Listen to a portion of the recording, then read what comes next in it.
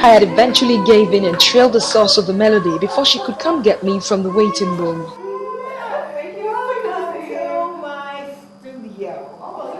I am a big fan of music, the type that has the details of a skillful pianist like Mrs. Mario Nakpata, a professional pianist with a backlog of triumphs. She welcomed me heartily into her studio and wouldn't waste time in telling me about her pianos, career, and beautiful self. I was about 8.5 years old, and my teacher was Miss Brown, Miss Elfrida Brown. She lived in the next house. And she was extremely thorough and very, very, very good teacher. I started working in Nigeria in 1966, when we brought the piano in Sawfest, because I don't travel without my pianos, at least not for extended periods. And before I came, I applied for a job, and I taught in Bukuru. It was called the Government Technical Training School for Boys. I was the director of the School of Music, the Muson School of Music, and in 2005, I got the appointment, and my main mandate was to start a diploma program now. And I'm very proud to say that our school, the diploma students, graduates, have excelled far beyond what we had expected.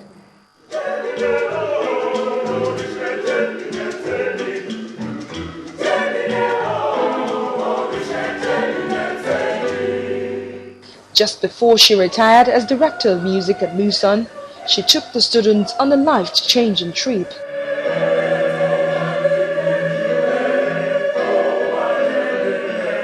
We had standing room, sitting on the floor audiences.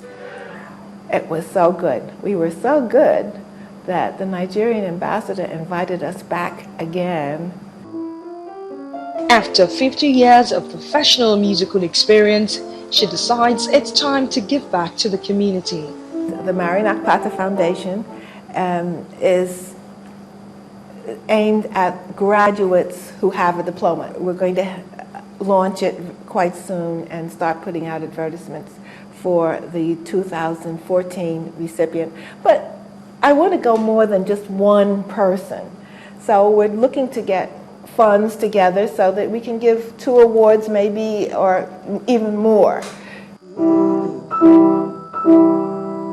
I was quick to ask for a free piano lesson and a chance to watch her play again.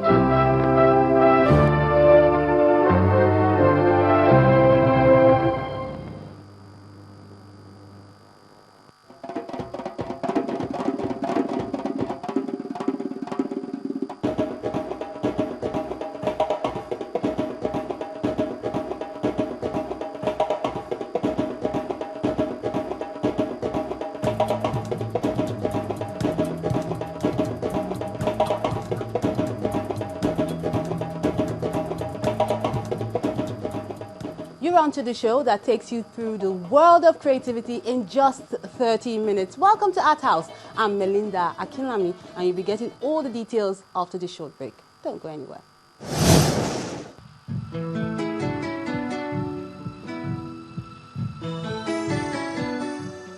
A life spent making mistakes is not only more honorable, but more useful than a life spent doing nothing.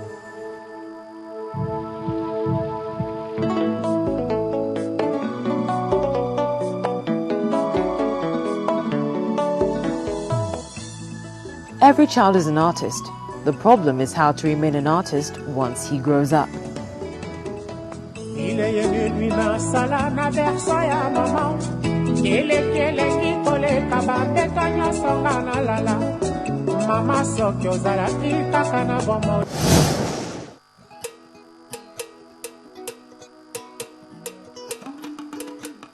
The duo of ceramist Ato Arinze and printmaker Solomon Isekije have joined forces to exhibit at the Quintessence Gallery in Lagos.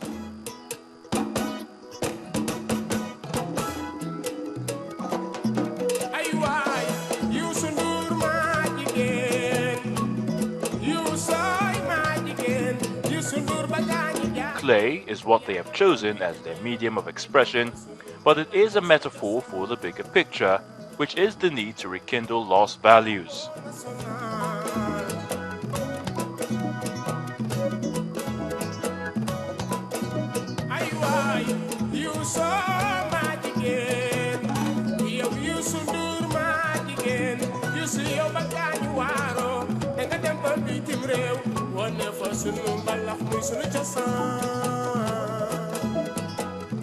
We're taking it from the point of material, the medium, clay. Clay being one of the earliest materials used for creating art, and we noticed that at some point, people have lost interest in the use of the material. So when we came up with this idea of this exhibition, we thought, okay, let's give it that title, Primary Rebirth, because we're trying to make people to begin to show, interest in the material. Not just the artists, but also art lovers and patrons. Primary rebirth in this case is going back to using clay, which is a very primary material or medium, and also going back to, I've lived in the United States for about 12, 13 years, so I'm kind of coming back. So it's a reintroduction into the Nigerian art scene for me. Arinze runs Art Zero in Lagos, while Solomon runs a gallery in the US. Although they come from different backgrounds, they have found a voice in clay.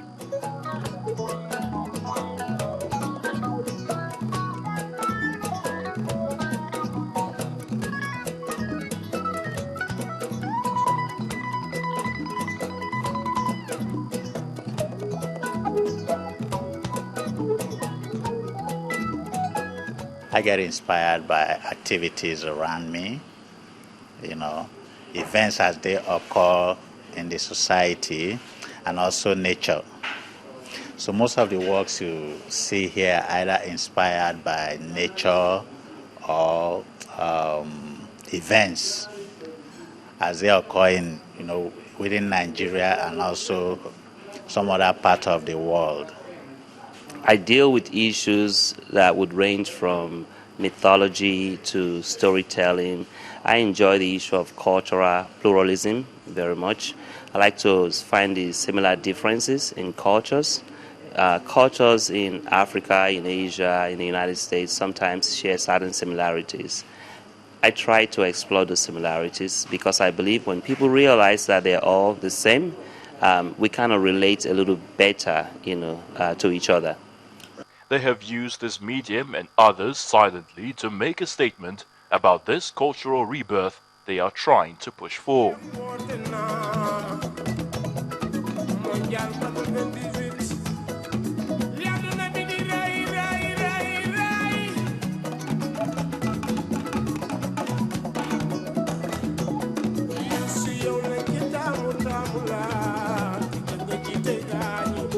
Primary rebirth is an opportunity for us as artists to go back to our roots and then begin to inform contemporary societies about what we do. we're artists, but we're also social commentators.